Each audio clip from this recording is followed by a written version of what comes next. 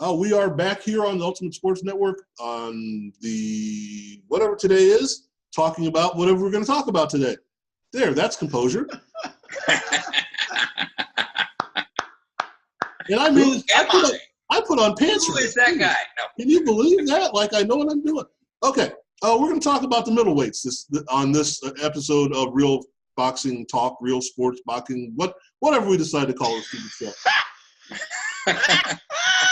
What the hell is the show we're doing? And boxing with Frank. No, it's not. Trust me, it's not with me. And boxing with Frank and his graphics. If you see the Instagram post we made recently, you realize we don't know what the hell we're doing. We're just having fun. So out of it, the one thing that I was thinking of, for some odd reason, I was looking at the results or the fights, the records of someone was fighting, and he fought Steve Marriott, and I went, oh, the guitar player for Thin Lizzy. So we're talking about crap that I don't want to talk about. That's the crap I don't want to talk about. Anyhow. John, you know my reality now. Yes. You know my reality. And that's why I can't get one straight thought together, because I got 1,400 going on in my head. Anyhow, slowing down. Middleweights. What is that weight again? 104,265. Whatever they fight at, middleweights. We're looking at right now the supposed king of boxing, as we're calling him, or as they're calling him, is Saul Canelo Alvarez. We fall on that different ways, but that's the person being promoted the most. So, Charles, what do you think of Canelo and where we're at with this guy being the face of boxing? Well, I think he's an accomplished fighter. First of all, let me say that before I start to, tell the real truth. Anyway. I do think he's quite accomplished, but I do think that, unfortunately, because the way, and I'll put it this way, I think that as much as Oscar De La Hoya, who promotes him, of course, talks bad about Floyd Mayweather, the factor that he followed almost to the T the way that you kind of pick and choose opponents and protect your fighter, kind of the way that people said Floyd did, dodging and picking certain guys, I think he's learned well from Mayweather. With that in mind, Canelo, when you think about it, is his heritage. A lot of boxing fans like him. Right. He has a very strong following, and no disrespect to him. I mean, he's a hell of a fighter. He can fight, and he's done well against everybody that he's faced. But then again, when you say the face of boxing, normally includes somebody that really has been challenged or fought some tougher guys. And that, like I said, it's kind of like the Larry Holmes saga. You can only fight who they put in front of you. Right. But when you say you're the face, you should fight everybody. And one of those, I know it's early, and one of my friends gets on me all the time about it, but let's throw one of the Charlo brothers in there. Just because when you're the face, you take on everybody, don't you? Or at least close to it. So maybe he's the face right now because that's the way boxing is going today. So I'll leave it there. Okay. John, and I can see you kind of smirking because I think I know where you're going to go, but go ahead and run. It's all about money, like usual, and Canelo is a good fighter. See, I sound like Charles. Well, he's a good fighter, and he's gotten better.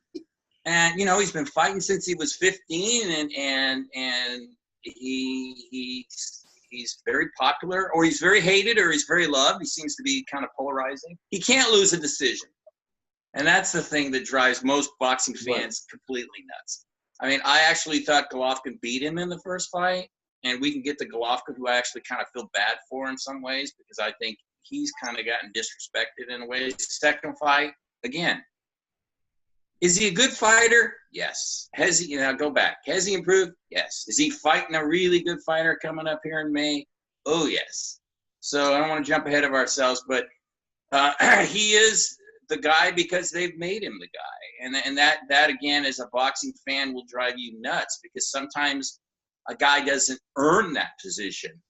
It's just put on him by the promoter or promoters or whatever. Now, Canelo, he sells a lot of tickets. Obviously, Seems like a very nice guy, which I like. He's a true professional. All those things are all great.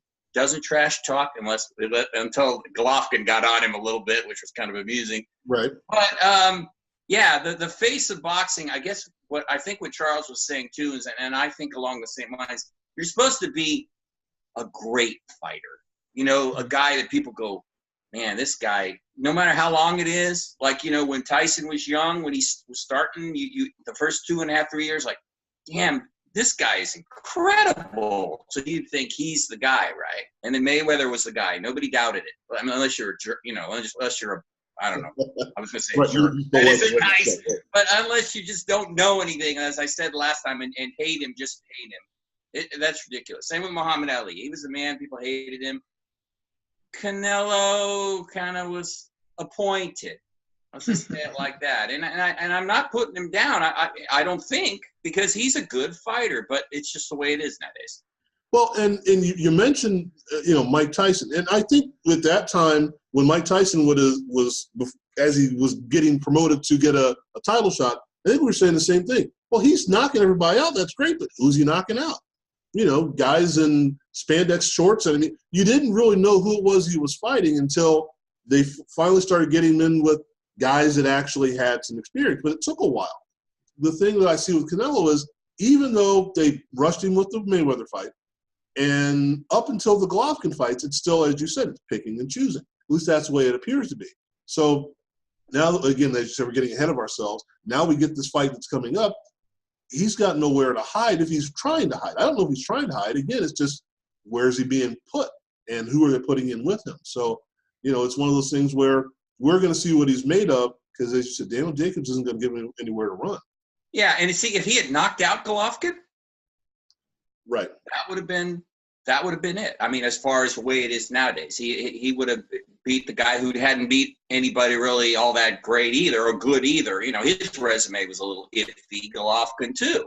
So if he had knocked out Golovkin impressively in like 6 rounds or something, and then did it again in the rematch, that would have been fine. But since it didn't happen that way, you know, since it's so controversial, since he's been in a number of fights that are very controversial, you're left to ponder, well, what are we doing here? Right. So the fact that he's fighting Daniel Jacobs, I like that fight. That's a good one. Well, and moving on to Golovkin, or moving back to Golovkin, may be the better way of looking at it. At his age and with his experience, is he still a player, or did we just suddenly went, here's Triple G, he's great, he's fantastic, and now there he is? Charles, have we run the run of Golovkin, or is it still, he still has some play in this division?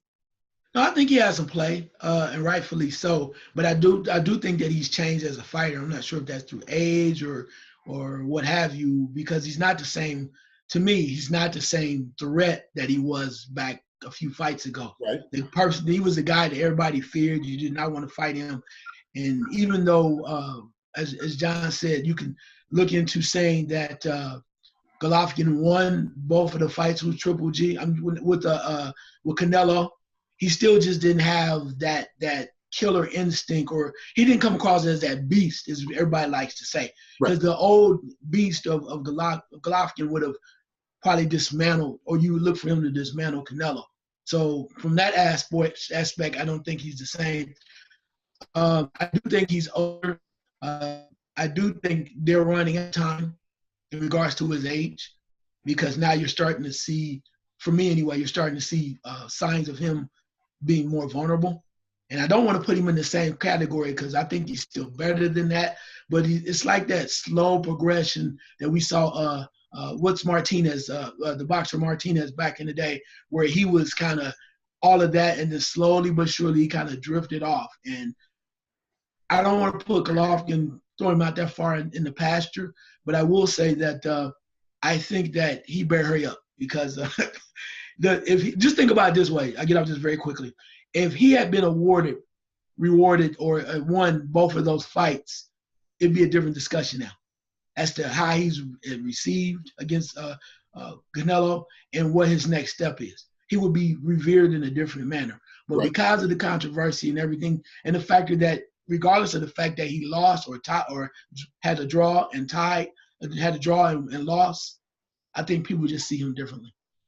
And John, the thing that I saw, or it's kind of what Charles said, is that in this division, as we talked about the welterweights last time, they're bouncing off of each other. You know, this one's going to fight that one, that one's going to fight this one. This is where they kind of go find somebody else and, oh, Jeff Horn, let's go fight him because we're not worried about him.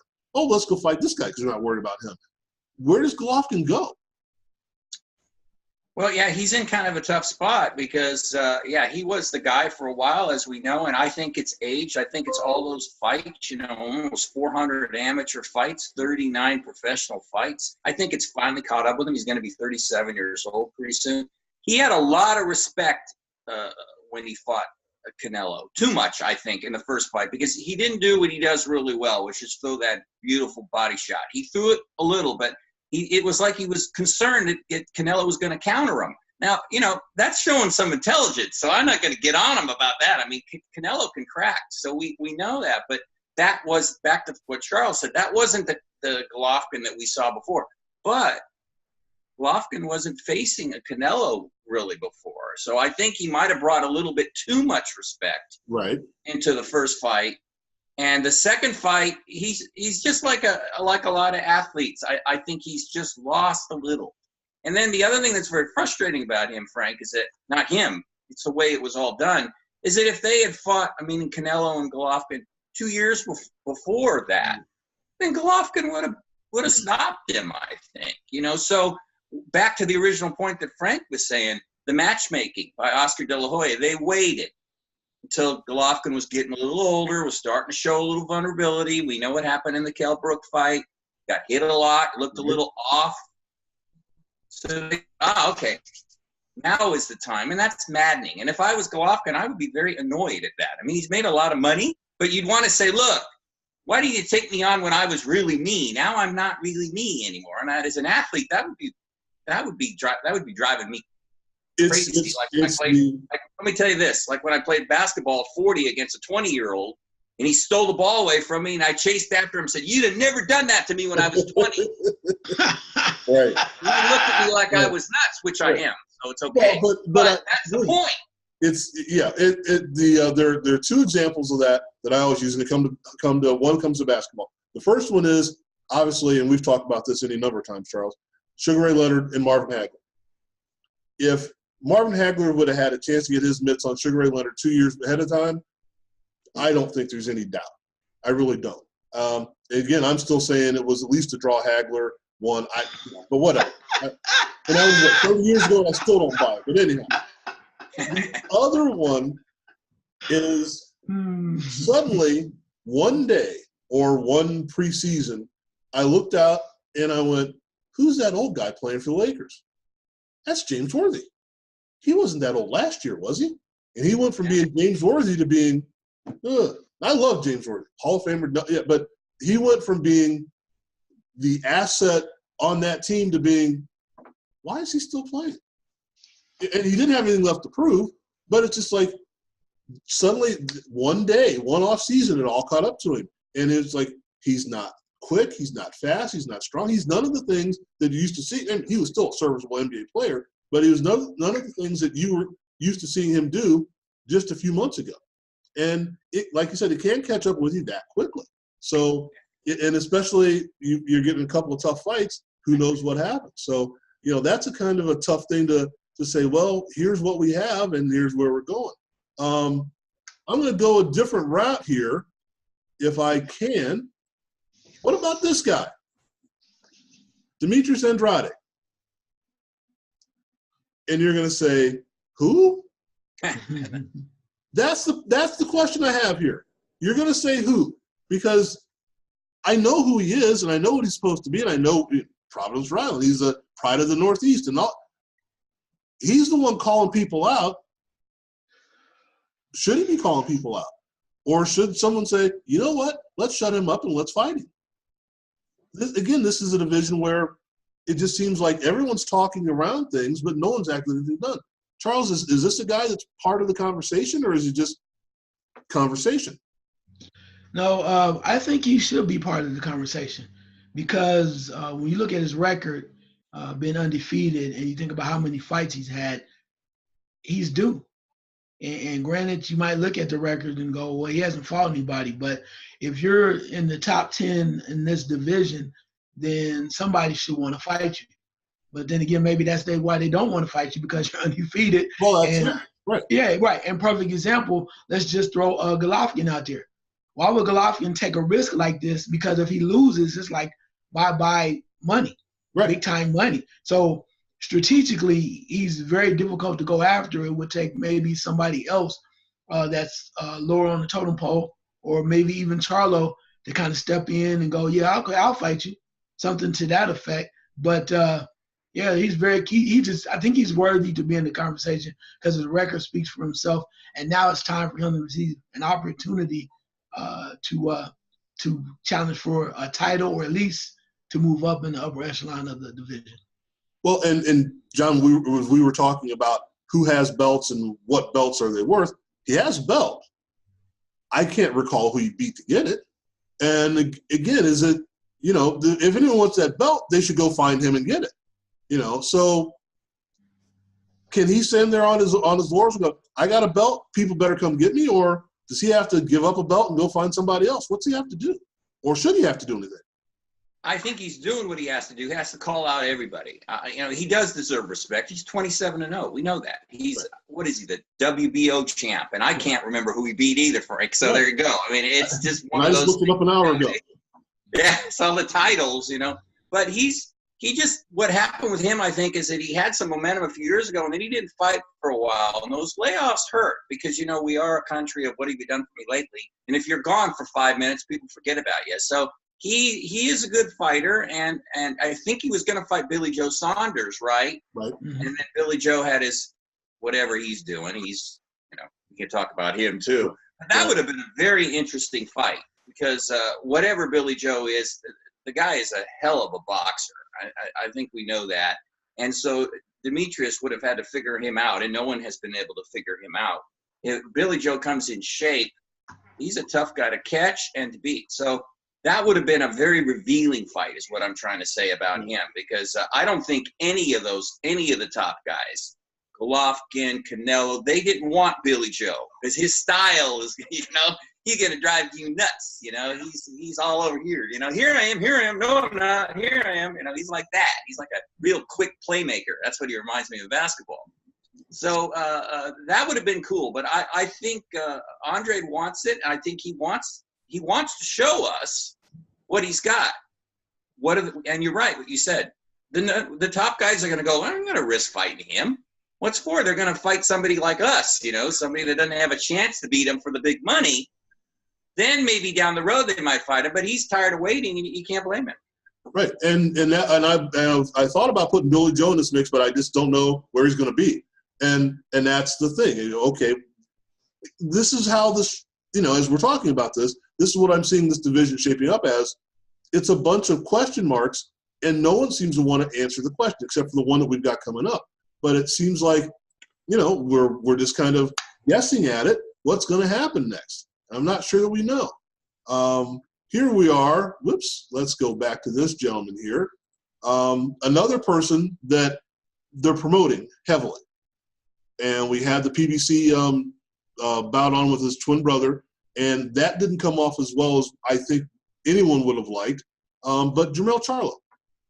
John, is this somebody that we've hyped and he's actually worthy of the hype? Because I thought going into that fight, they're both going to be just beasts, and they didn't come out in beast mode. Yeah, I can't figure out the Charlos because I've been impressed, and they seem like they were on a career rise, momentum-wise. And then that last fight, I don't know, maybe it was an off night. I saw things between fights that they seemed to be maybe having too much fun between fights or something. Maybe they lost their focus a little bit, but you're talking about two really talented fighters. Right. So you can't just throw them under the bus and go, one loss for one, and then Jermell hasn't even lost. So I want to see him fight a top guy too, and I think he does too. And maybe him and Andre could fight. I mean, that might be kind of a cool matchup because they're both talented and they both want to show something. So I hope he gets his shot. And again, I think he wants to fight the top guys. And again, maybe it's revealing that the top guys don't even talk about him. Maybe there's something that they see more than we do. I mean, we see it, but again, it's a risk factor, especially when you're looking at millions of dollars. When you're thinking, okay, I could make this if I fight him, but I could make triple it if I fight this guy. Do I want to risk losing all that money? I mean, they are prize fighters. So that might be a little bit of it, but we love it when these guys want to fight everyone. Like we said at the top of the show, if you're the man, you're going to fight everybody. That's the point. I hope he gets. He's another one. I hope he gets his chance because again, he's a bit kind of an enigma to me. He's talented, but I just don't know how. I don't know how far he can go. As far as is he getting better, or did he level off a little bit in his last fight? I guess we'll find out. And Charles, that's kind of as we've seen people move up. There's always a plateau. Someone has a plateau. Maybe it's way up here. Maybe it's here. If he's plateaued, now do they come back and go, now we're going to fight him? Or is it still – he just seems to be in that invisible zone where I don't know that the big guys that are making the big money, and maybe the PBC has something to do with that as well, we're just going to leave him right here and put him on TV again. Yeah, I can see that, but I think part of it is about the risk. And unfortunately, when Jamal Charlo had the opportunity to showcase and dominate in his last fight, he won, but he wasn't as impressive as we thought he should have been. Right. And I think that could have been a catalyst to move forward. So the Andre fight, I think would be a good fight. But then again, is that a moneymaker? And I think it comes back to the money. Because I think one of the someone that really wanted to fight him was Daniel Jacobs. Because they had a back and forth kind of discussion, like, if I ring with you, and then all of a sudden Daniel Jacobs had the opportunity to fight Canelo. So you already know what's going. He's not going to pass that payday up to fight him. Yeah, so he had to take that. But I do think that facing somebody like Andre would be great. But like I said, I would love to see him fight Triple G, Golovkin. I would love that fight. I don't know what's going to happen. We would see one way or the other. We would see is that the Golovkin of old going to show up, and there's Charlo for real. Those are to me are the best. It's like the veteran and the rookie. You want to see that. You hear all about the hype about these talented individuals, and you match them up, and you let it happen. But right now, the way that it's going, everybody's being careful. So, and two, I say, I'll get off this very quickly.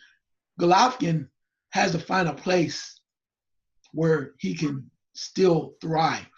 And I think he's still kind of looking around to see who's going to be the best promoter, who's going to help him make a lot of money, make some wise decisions. Because at this point, and I said this before to you, Frank, if he loses, Golovkin, and he loses again, how many more chances is he going to get?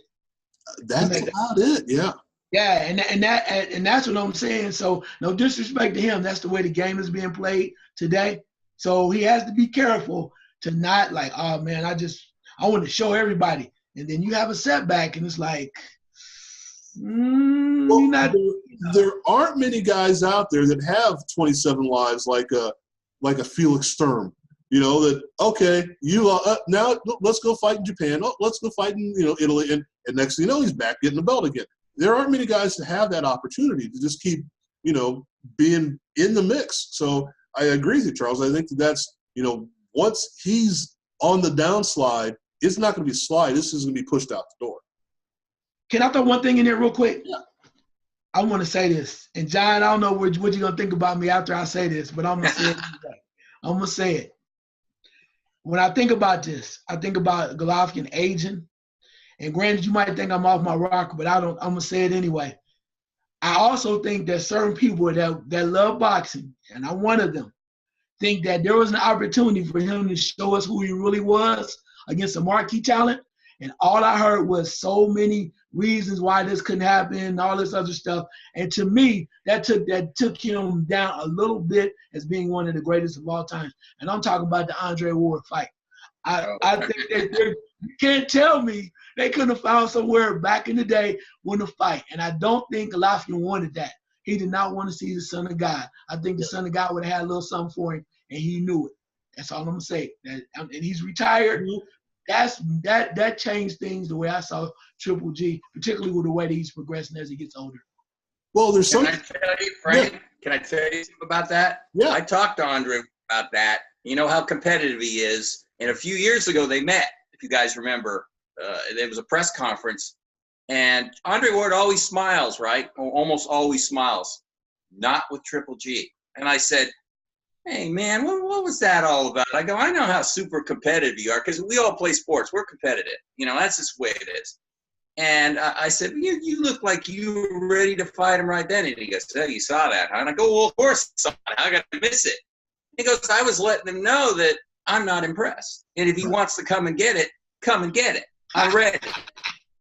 And you know he meant it. Right. And I think actually, Charles, I think you're right. I think Golovkin thought, nah, this guy, he's too good. He's bigger.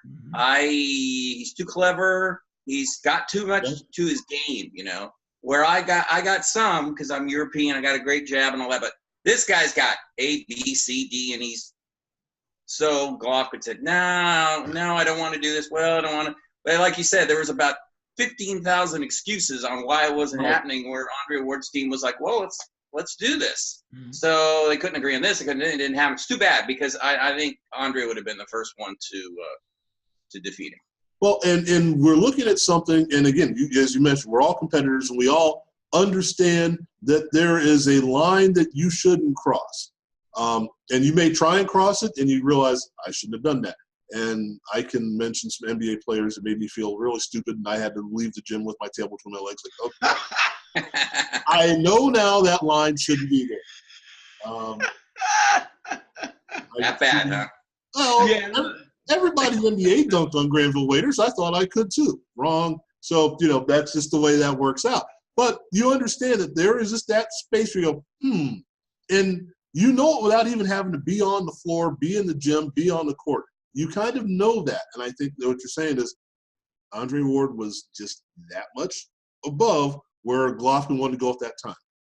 And maybe that's what we're seeing with some of these other guys that are being shut out. You know, you get a chance. Who was the I'm thinking, I'm going to say Lloyd Hunnigan, but that's not where I'm going. But that kind of, we keep missing that guy.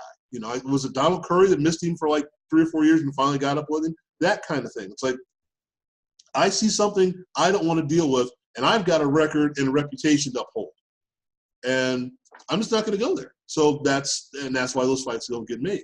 I'm going to try and get in touch with Eddie Hearn here the next few weeks and see if we can get an idea of the other side of what's being done with matchmaking, because we see the Dazen, however you want to pronounce it. We see that working. Can we get that side to put some other people together? Because right now I'm just kind of missing on that. There's something that we need out there that we just aren't able to touch on. So that's something we need to get to. You know, and let me say this, Frank. I do believe that Golovkin would have fought Andre Ward if his people had set it up. But I think his people said, nope. That is not a fight we want, and he didn't argue with them very much. I think it was like that. I mean, he is a fighter. He'd have fought him, but when his people, no. Yeah, so that was the end of it. Don't go there. Right. Well, okay. Now we've got coming up. This is the fight that I think makes or breaks, or it might just make both of them. Daniel Jacobs and Canelo Alvarez coming up here on the 4th of next month, or 2 months from now, at T-Mobile here in Las Vegas. This is a fight, I think, where we start to see if Canelo can say, again, I'm the king of this. I'm taking Floyd's date. I'm taking Cinco de Mayo. I'm taking the May period where this has always been a big fight week out here, and I'm going to make it my own. And does he make it his own, or does Daniel Jacobs say, you know what, I think I want that? John, what do you think? It's a hell of a fight. I think it's a 50-50 fight. The thing, though, that I'm thinking, I'm leaning, I'll tell you right away, when I thought about it, because I got to write about it, I'm leaning Canelo only because there's a prime factor right now where I think Canelo is been on a big-time roll, and he might even think he's better than he is. But, you know, confidence is huge. Huge. Oh, yeah. And I think Daniel Jacobs is so gifted athletically and everything, and I think the last few fights, he hasn't looked as crisp as the fight progressed. In the beginning, he did. So I think he's going to be at the top of his game for this one. So if you're doing a voting thing, it's like 51 Canelo, 49 Jacobs. That's where I am right now, where it's still that close. But I just have a feeling that Canelo's just rolling, and then, as we've been saying, Jacobs has the handicap of knowing that you don't get a decision against Canelo. So he might come in with that mentality, because he can stand on the outside, I think, and just box him silly as much. He's so much bigger, and he's got a good jab, and he's quicker. Canelo's a surprisingly good athlete, though. So I really think it's going to be a give-and-take kind of a fight. And then it's going to come down to the later rounds who takes it. But it's a great matchup, and I think it's great for boxing. And I thought Golovkin edged Jacobs when they fought, actually. He said he thought he won, and I understand why he thought he won. He got knocked down, and everybody went, well, that's that. He got up, and he gave more to Golovkin than Golovkin was able to do to him later in the fight. So I get that. But, yeah, I just think this is going to be a hell of a fight, and I just have a feeling that Canelo's going to – but I don't think it's going to be a decision. I think it's going to be late, like a late stoppage. Wow. Well, and Charles, I being the tactician that you are, and that you really, yeah, well, okay, all right. Let's throw it this way: common opponent. Does that help or does that hurt? They both have Triple G as a common opponent. Is that something where that's something they can both draw from, or is that advantage Alvarez because he won, or advantage Jacobs because he didn't win and now he knows what he has to do? Wow, that's a hell of a question. So thank you. It's about time, isn't it? If there was an advantage, I would have to say the advantage for me goes towards Canelo, simply because of the factor that he was supposedly facing his boogeyman. That's what everybody kept talking about. And after the first fight, for him to come back and literally go towards Golovkin to say, I want this fight. And it's like, okay, here I am, now what? And I think with that, he's going to have a lot more confidence. And two, I'll say this. I like Daniel Jacobs. As John mentioned, I think he's very talented. But I wonder if Daniel Jacobs has what it takes to reach that championship level. And it has nothing to do with his boxing skills, how great he is, but you got to have that, what we call that DAWG, that dog or that oomph on that next level. And Canelo has been in the ring with almost everyone to a point that's been placed in front of me, including Floyd. Even though he kind of got embarrassed, he's been in there. So he knows what that's like. And this is a new area for Daniel Jacobs, because this is, everybody's watching. Right. It's the fight, the flavor of the month. It's what everybody's going to be watching. Not a lot else is going on. And this is a chance he says he wanted. So now, can he rise to the occasion and do that? And my only question about that otherwise is whether or not he can do it is, when he fought, if I remember this correctly, when he fought Golovkin, he was in trouble a little bit. And I thought he probably got close to a draw because he fought real well, because I think he made Golovkin look human. A lot of people talking about he's a bad man, he's knocking people out, but he made him really look human. But I think at some point he stayed away when I think he could have been more aggressive, because I think he still feared of being knocked out. So he stayed around just enough to kind of make it, yeah, you did a great job, instead of taking that journey towards, I'm going to take this step, and if I win, great. If I lose, whatever, but I'm going to take the step. And I think that is what I need to see from him. I want to find out, will he, if he has the opportunity, will he take the step against Canelo? And to John's point, exactly what you just said, against Triple G at that particular point in time, you weren't going to get a decision against Triple G. That wasn't going to happen. And what John's saying right now, which is true, you're not going to get a decision against Canelo in Las Vegas on that weekend. So is he willing to go that far and further to have to win by knockout? Yeah. Me? Did you point at me? Frank? I'm just pointing in general, randomly. He gave you the point. He gave you the wink, John. Give you the finger? Oh. He gave you the wink. Yeah, I think he's going to have to – you see, the thing is, the way I see it is, if you remember when Canelo fought Amir Khan, I mean, he was losing that fight, obviously, right? And he stopped him. I think Jacobs will get off to a lead. I do. I think he can outbox him. He's going to be sharp and crisp and be pounding. But Canelo hit those body shots, and he's going to start going to the body. And he loves to look down in your midsection and come over with that overhand right. And it's going to be a powerful chess match between the two of them in the first 6 rounds is the way I'm seeing it. And then if Jacob starts to slow down a little bit, which he's done in his last few fights, and get into a free-for-all with Canelo, because he might think, look, like you guys have been saying, and I started it, I can't win. I can't beat this guy. I might get one judge to vote for me or at least have it a judge, but I'm not going to get 2, and 2 is a majority. So I'm going to have to really go for it. Does he have that? That's Charles's point. Right. And having been knowing that from the get-go, I can't give up rounds because, it doesn't matter whether I give up rounds or not because I'm not going to win a decision anyway. So I'm going to have to go hell-bent for leather no matter what I do. Yeah. Because, even if I think I've got rounds in the bank, I don't have rounds in the bank. So no matter what you do stylistically for the first 6, 8 rounds, come the championship rounds, you got to go for the knockout. Maybe you have to get him out before even there. You may have to go over-aggressive in the first 3 or 4 rounds because if it gets to the point where you have to find out whether you can take him out. Because if you can't take him out, there's no point finishing the fight. Yeah, if he hurts him, all bets are off. How about Jacobs hurting Canelo? He can be hurt. Again, he's seen him staggered. I saw him staggered early in his career, not recently. Took some pretty good shots from Golovkin. But he can be hurt, we know, and Jacobs can hit hard. So the fight's very compelling. There's just a lot of intangibles there. And that's something I've always wondered, and maybe you guys can kind of crystallize my thought here. When you do have that home cooking or, your Kilzagi fighting in Wales or in the O2 Arena, you're going to win the fight unless the guy comes and takes you out.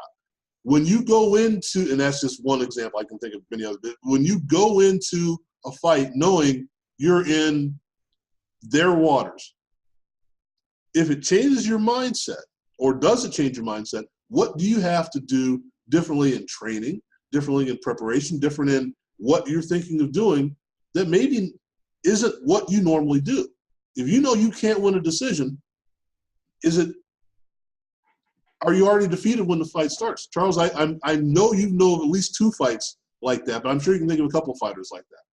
Yeah, well, I think that it comes down to the individual and to their strength mentally. Because one of the first ones I think about is Errol Spence Jr. going across the way and handling his business. Even though he took chances, it was like I would not be denied. And from that standpoint, the other one too is when you think about, we talk about this all the time, and I told you this, and we laughed about it later on. I told you Marquez will never get a decision against Pacquiao. They fought 900 times, and I told you he will never win. We watched the fight, and we begged for him, and we pleaded, and we cried. And then it's like the only way he's going to win unless he knocks him out. And he finally got it, and I was so happy for him because it's like I said, he's worthy. But I think getting back to your point comes down to home cooking is good, but you have to just be the guy. You can't worry about it. You just have to be confident enough, and you have to get it done, which means you have to take a risk. And that's what we're talking about, Daniel Jacobs. Will he take the risk? Because Canelo, when you mentioned, I was at the Amir Khan fight versus Canelo, and I'm watching that fight, and I'm like, oh, man. And then as everybody started to relax and say, Canelo's in trouble, I said, no, we're going to see that same old Amir Khan. We know by round 6, round 7, he's going to show up, and he's going to open himself up, and he's going to get tagged. And that's exactly what happened. So the question is now, are we going to see the same old Daniel Jacobs? Is he going to be fearful because he doesn't want to get knocked out, or is he going to rise to the occasion? But he's going to have to come with it. He's a tough guy. He's dealt with cancer. There's a lot of stuff going on. But even with that being said, I mean, he's a hero in my mind in dealing with life. But that does not always transfer in the ring. It just doesn't. It just does not. And we're going to see. It's his opportunity. I don't know how many more he's going to receive, to be honest with you, because his chances have been up and down and different things. This is another shot for him, so we'll see. John, the fighter that I'm thinking of is Glenn Coffey Johnson, who just, okay, you fought everybody, and no matter what you do, you're not getting a decision. And Glenn Johnson, I mean, he fought, like 18 championship fights without getting a ring or without getting a belt. Are we looking at that here? Is that where we're saying you just have to just mantle him because you're not going to get a decision? You know what? As we're talking, I'm thinking that Daniel Jacobs, and I'm not trying to say that I'm this brave, but I'm if he's thinking about this, and he is, he's a very smart guy. He's thinking this is the biggest fight other than cancer, as Charles mentioned, but the biggest professional boxing match of my career. I'm going to lay it all on the line right here. I'm not going to hold back. I'm going to go for it the best he can. Now, he's a puncher, boxer, puncher. So how aggressive can he really be? That's the question. But I'm thinking that I'm thinking like him, like here. Well, I tend to get a little cautious. Well, no, I'm not going to get a little cautious then. I'm going to go. So I'm getting that in my mind as I'm getting ready. Now, if his trainers aren't agreeing with that, then he's going to be, well, I got this plan and you guys got another plan. Are we going to outbox Canelo? We're going to do this. So did you know that he's thinking about it? He's got to be, because he knows. He's even mentioned it a few times during the interview. Right. But I'm thinking, like the guy behind me used to do, he's got his own plan.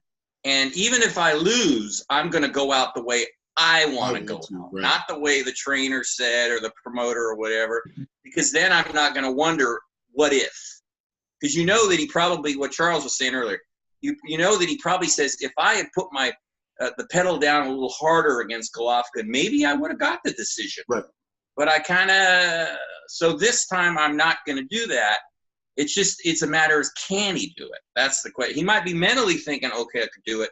But then again, mentally, there might be a part of him going, okay, I'm going to do, well, maybe I'm, so it's going to be, boxing is so mental, as we know, that what he does in the ring versus what he's training. I mean, I'd love to go watch spar right now just to see what they're working on. Not that they show you much what they're training, but because they don't want you to know, it's going to be a surprise. But what he does in there, if he's in the 10th round and the fight's close, Canelo's pounding on him, does he box and back away, or does he stand his ground and say, nope, this is it, I'm going for it, there's a line right there, I'm going to start throwing some uppercuts at right hands at you, Cinnamon, and we'll see what happens. Well, so that's what he's going to have to decide.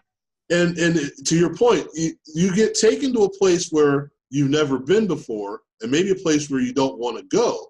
And as Charles said, now do you go past that place, or you go, that's it, I've reached my limit, I'm done. Charles, we were talking a few years ago, and I'm going to forget who he fought. But remember when we were on the Juan Diaz bandwagon? Yes. And then there was suddenly, boom, I'm going to be a lawyer, I've got a family, whatever the explanation is, he just got to a certain point and went, and now I'm not going to be that guy again. And I forget the fight it was, but it was just everything he did against I don't want to say lesser competition, but the guys he was facing before that, there was a fight where he just went, I'm not going to expose myself that much. I'm done. And that was, 3 more fights after that, I think he was done. Again, a guy had a lot going on, a lot outside the ring going on, a lot that he could do, but he just went, that's it. I'm not going to go to that place again, and I'm not going to go to that place against these guys that may take me out of that place. So I think that's what we're talking here. Can you transform yourself in that fight, in that space, especially knowing, as you're saying, going into the fight, you need to do that. Maybe the preparation is more. I don't know, just a couple of thoughts. Looking at the rest of the middleweights, because we covered a lot of welterweights, who else out there is maybe the future? I know a couple of guys that have the records. I know one guy whose name I didn't even want to try and pronounce, so I'm not even going to talk about him. But I've seen like Rob Brandt. I saw him just a couple weeks ago, and he went all arm punches. I don't see what the big deal was. So is there somebody that we're missing? Someone maybe that move up, move down? Is there something we're missing that's going to crystallize this division, like a Jeff Horn perhaps, or something like that? Okay, that was you. Go ahead, John. I'm like, nope, that's it. No, not really. I can't think of anybody off the top of my head. I mean, you got the old, well, not old, but you got the Canadian David Lemieux, who's always exciting, but he's not somebody that we think could beat any of the top guys. Right. We already know what Golovkin did to him. We saw what Billy Joe Saunders did to him. He's exciting though, because he could knock a house down when he hits it. But I think he prefers being a cruiserweight more than a middleweight. I mean, he walks around at about 190, 200 pounds, and getting down. You know, he passed out before his last fight, cutting all that weight. So he's fun. So I always like to watch his fights. But he's not a guy that's going to be. He's been a champion, so he's done well with what he has. But he's always going to be outboxed, and you're always going to be waiting for him to land that thunder. And if he does, then the fight could be over. But as far as, I think there's a guy from from Poland, who's was a Selecki, I think his name is. I can't pronounce his first name. Marcy Selecki. He's 27-1. He's been okay, but I haven't seen anything that made me go, wow, this is the next superstar or whatever. Not even superstar, next star of the division. There's really just those guys that we talked about in the show that are really the guys. I don't see no young shot, and I could be missing them, but 18-0 with 60 knockouts and hiding back in the East Coast or out here on the West Coast. I don't see that right now. Charles, can you think of how this division can move forward? Because we're at where we are with the guys that we have, and I don't know how much we have of Canelo, how much more we have. I know we talked about Triple G. We don't have much more Triple G. Good or bad, right or wrong, we don't have much more of him. And then if they start fighting each other, some of these guys are going to get whittled out. Charlo or Jacobs or Andrade, is it Triple G's, if he wins this fight, is it his way to rule the roost for the next 3 or 4 years? At least for the next year. I mean, because that means he will have defeated Daniel Jacobs. He will defeated pseudo-defeated Golovkin. So he had defeated him. And then next it's like, okay, now I want to wait on one of the young guns to come up with Andre, or maybe Charlo. And I think that's where it starts. I think one of those two guys, because they're like right in the middle, they're waiting for their opportunity. If they get a shot at either Triple G or also at Canelo, and they're able to dethrone them, then I think they rise up. They're like the guy. But they have to receive the opportunity first. And I would hope, I know we mentioned about those two young guys meeting. I would hope that one of them will get a shot at either Canelo or Golovkin, because then that sets it up. I mean, you always can say two young guys got to work their way up, but I want to see that. After this, let one of them have a shot at one of the so-called older veterans and see what happens. I think that's how you build it. But if you keep saying no, it's like watching the little kids play and you're playing with grown men. No, little boy, you dominate the little kids, but you're not ready yet. You're not ready yet. Well, they're like, hell yeah, we're ready. You just scared. You're scared of us. So I hope that one of those guys evolves, but I think they need an opportunity to advance or try to advance first. I think what we're looking at is it's almost going to be like an eliminator. They're going to have to face each other to prove to someone that if Canelo's just sitting there at the top, it's like, I'll take the winner of this and this, but I'm not going to fight either one of them until they prove that they belong there. Or maybe not really him, but his handlers do that. I think that he's going to say, I've got this week in May. I'm going to win this. If I win this fight, I'm not going to show my face again until this week in May next year. So you guys have a year to get it figured out. Come on back, and we'll set something up for that. That's just the way I see it. So I don't know. I think we've done a good job getting the handle on this one. It's funny because this is the way where I always look at now it's transformed. We can go from lightweights to welders to all of that, and it's guys can move from one weight class to another. They can get there. Once we start getting here, the jumps get a little bit more difficult. From middleweight to super middle to cruiser, now it's like, okay, we know who the middleweights are. And then we're going to know who the cruiserweights are. We're not going to see much of somebody going, well, I'm going to lose a little weight and come. Like, as you said, you got guys walking around at 190. They're not going to be able to make this weight and be able to do much. And historically, I've seen that. It's like, okay, that's it. We're going to go now to the big fighters, and then we'll touch on them later. But this is kind of like you know, you've got the guys that have moved up from welter, from super welter, and this is about where they're going to go. So when we look at this in the future, where are the big names that we need to touch on? What are the big name fights or fighters we need to touch on in the upcoming weeks? John, what do you think? You mean per division or just in general? What are we missing out on, or what are the people missing out on that maybe, I shouldn't say big name, but best fights or fighters we need to see in the next few weeks or next few months? Well, yeah, right now the ranks are a little thinning, as you say, and they could get thinner with if Canelo beats Jacobs in the middleweights. But see, Canelo, he's only 28. We got to remember that. So he's probably got 3 or 4 years of doing what he's doing. So he will have to fight whoever. He'll have to fight one of the so-called young guys, which is around the same age as him, which is kind of funny. But the funny thing is too, is I was thinking about this when we were talking about this, Frank, about how they promote things. I'm not running away from your question, but 100 years ago, fighters used to say, like, take Charlo or take somebody like that under. Well, who's he? You know, they use the same script basically. He needs to build himself up a little bit. He needs, and I just laugh. I go, my God, they just pass it on from generation to generation. It's not so much the fighters, it's the promoters. Right. It's the same thing. Well, you know, I'm not going to make any money fighting him. It's like, well, that's what the fans want. That doesn't matter. We'll wait. We'll wait on that. But, you know, boxing has a real history of surprising.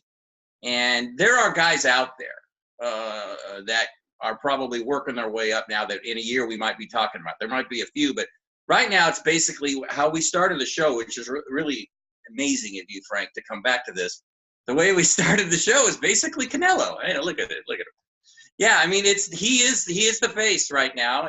Even if we don't think it's fair or whatever the term is, he is in the middleweights the guy, and he went up to super middleweight and fought a guy named Rocky.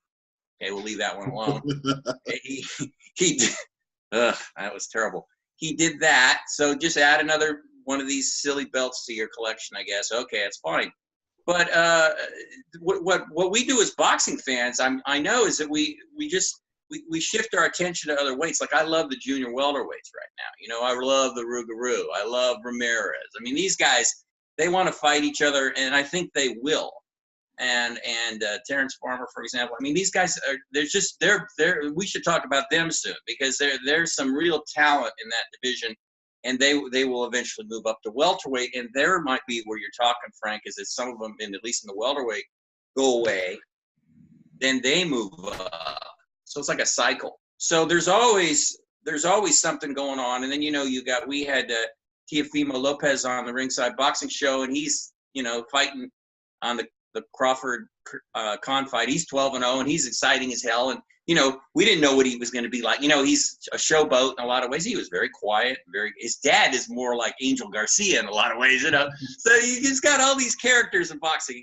And that's my point, is that you can never really predict totally what's going to happen in the sport, because somebody's going to come out of nowhere and you're going to go, oh man, who's that?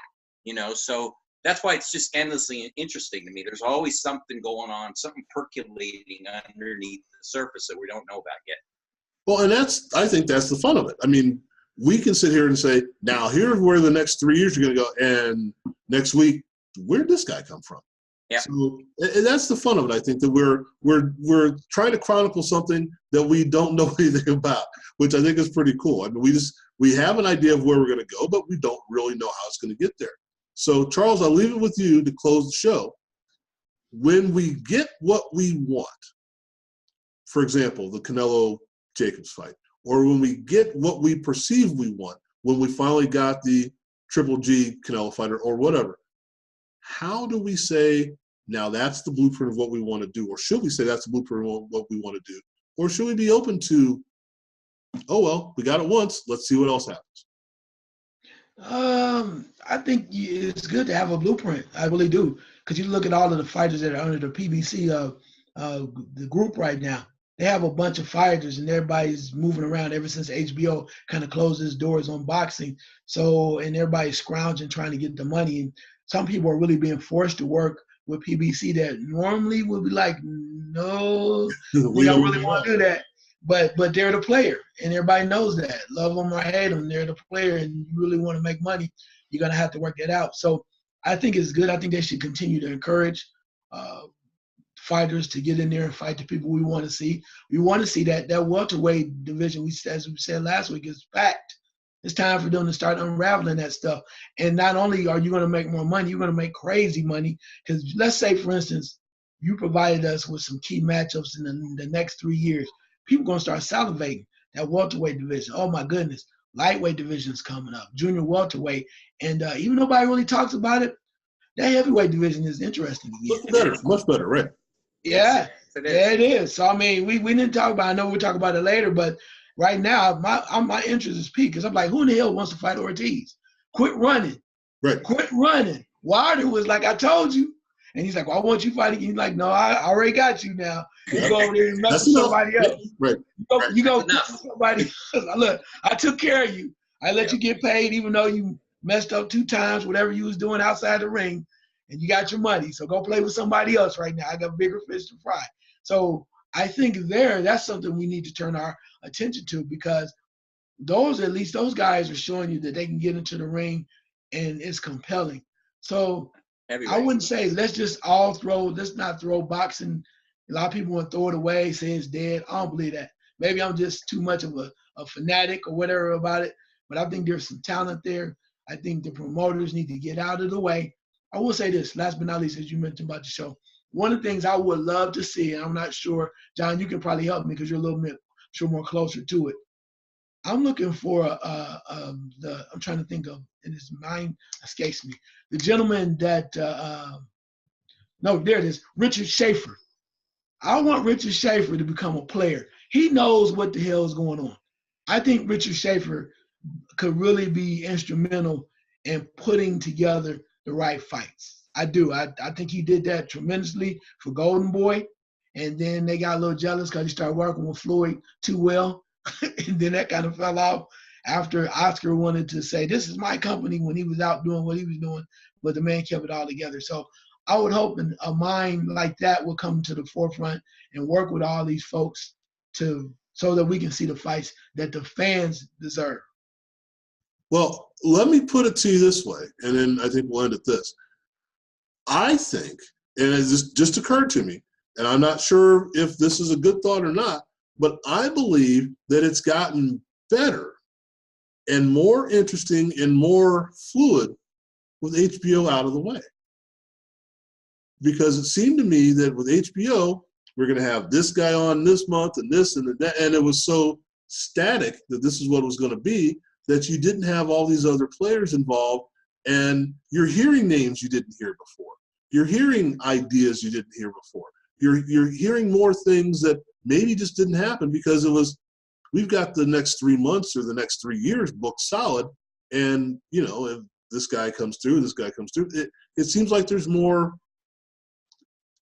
I don't know, it seems like it's more open now.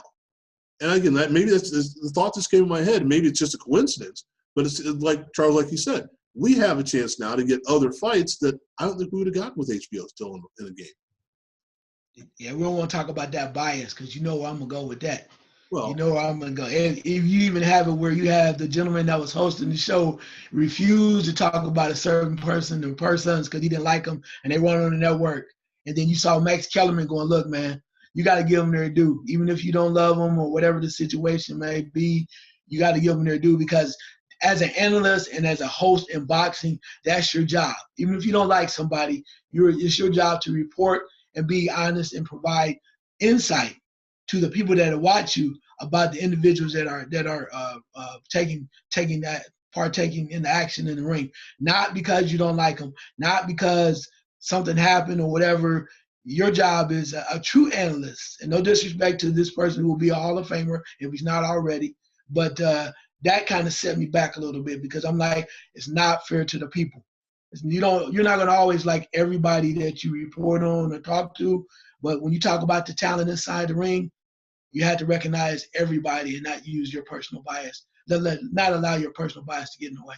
And I think, and again, I'm just thinking this off the top of my head, but I think that's part of where I was going with that. It's like we slanted, or they slanted, how they wanted to do things and who they wanted to be in business with because of their agenda, not, as John said, because of the fans and because of boxing itself.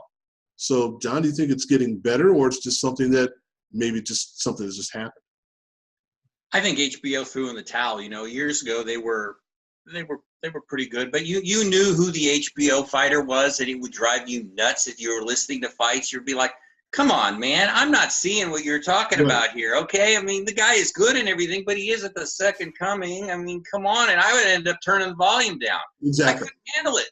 Right. I thought, God, I mean, are you guys getting paid a little extra when nobody's looking here to prop this guy up? I mean, it drove me crazy, and I didn't like it too because in a sense they were like brainwashing some boxing fans, people that know the sport know.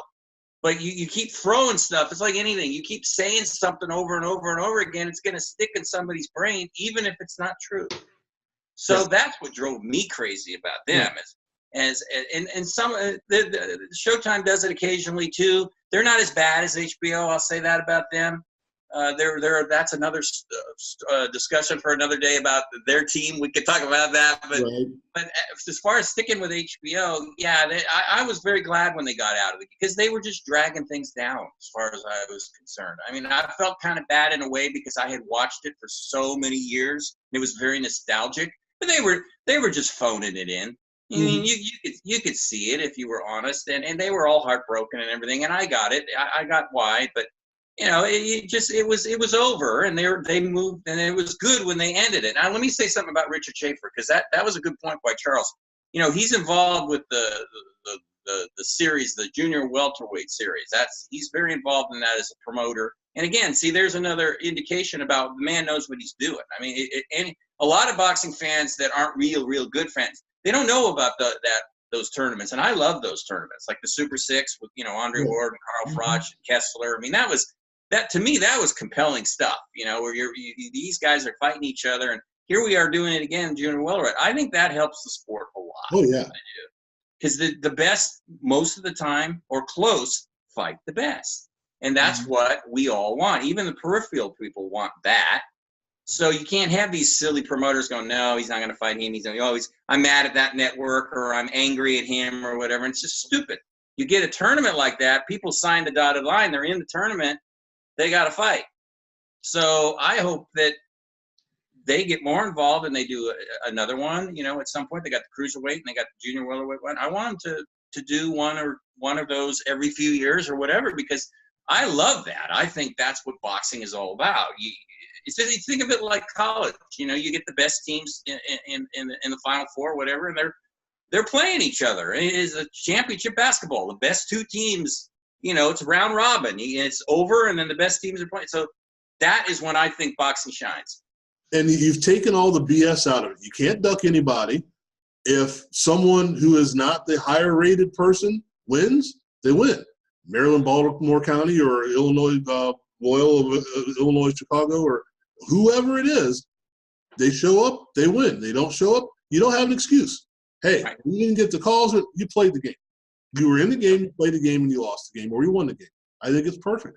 And kind of what we're talking about is get some of, and again, the HBO, that part of it was getting the BS out of the way. And I understand there's a place for the promoters. I don't argue it. There have been for centuries. But when you get to the point where their agenda is more important than the boxing is, it had gotten ridiculous. I think it's coming back to where it's okay now. I have a theory of how we can get rid of the alphabets and make one champ and all that, but let's not get carried away. But let's understand that sometimes, as we said earlier, a belt is not a belt. A championship is not a championship, and there are too many of them out there. But I think if we can make one reform, then we make another reform. So let's not sell it too much. Let's get into that later. So, gentlemen, I think we've had some fun today. I tried to make sure that there were no arcane BS things coming out of my head, so we made sure we kept that under control today. Yeah. And I just thought of one, but I'm not going to say it. Hard to keep a straight face with some of the things you're saying here. Come on. I know, but that's who I am. So, let's. That's the beauty of videotape too, because we can run this back. That's right. Right. Well, I'm gonna like the basketball thing we did. I'm gonna lose that, so we can't find that anymore. So figured that. Yeah. All right. Well, let's end it at this one. We'll come back here in another couple of weeks. We'll see what else happens. We got a couple of fights coming up we can talk about, and we'll go from there. Thank you once again. Bet. Cool. Take care, guys. All right. Take care, guys. All right. Always a pleasure.